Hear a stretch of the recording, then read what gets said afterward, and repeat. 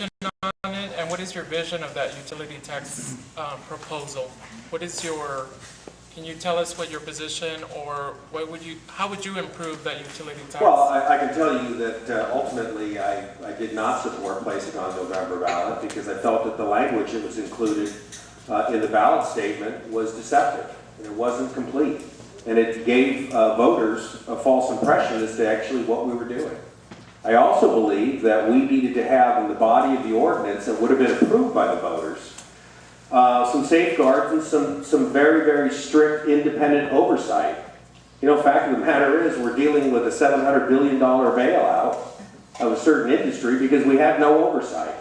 I mean, what we're talking about on that scale is pretty small, but $4.5 million is a lot of money to the people of Chula Vista. And right now, people don't have a lot of money.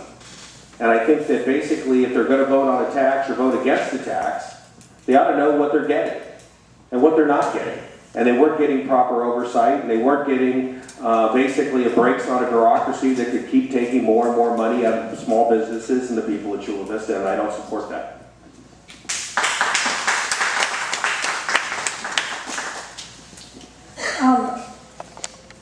I believe it wasn't well thought out, it wasn't well developed, it wasn't vetted, it was sprung at the last minute without vetting by the community, by the public.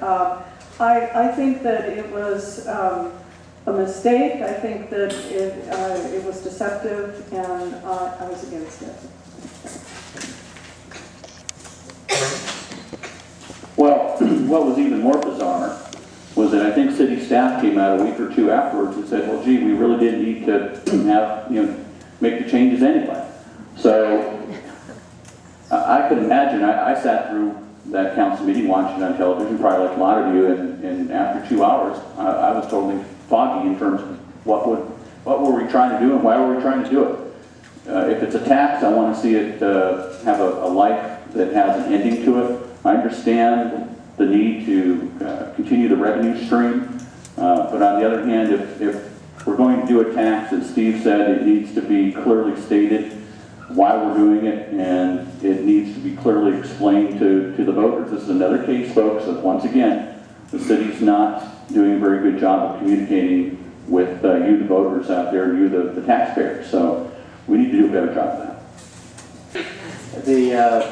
The UUT tax that came forward, it was also confusing to me when I was watching the council meeting as well. And even after it was brought to the Chamber of Commerce, I was asking at the Board of Directors as it was being presented by Mr. Meacham here in the audience, that I was, even at that point, after hearing it twice, I still didn't have a full understanding of what the detriment was to the taxpayer and who was being taxed and who wasn't. And I guess the clarity just didn't come across in the presentation through staff or through council. Other than the fact that they were saying that we had already had 80% of our residents already paying the tax because Cox Communications were, they were already billing us even though we didn't know it, and of course AT&T was billing us even though we weren't looking at our bill as well. And so there's many taxes that we look at from many different angles that are coming across, and this is just one of those. And they were saying that, well, maybe 80% is already paying it. I'm not sure. I'd still, would like to review that again and find out. I would certainly hate to lose that $4 million.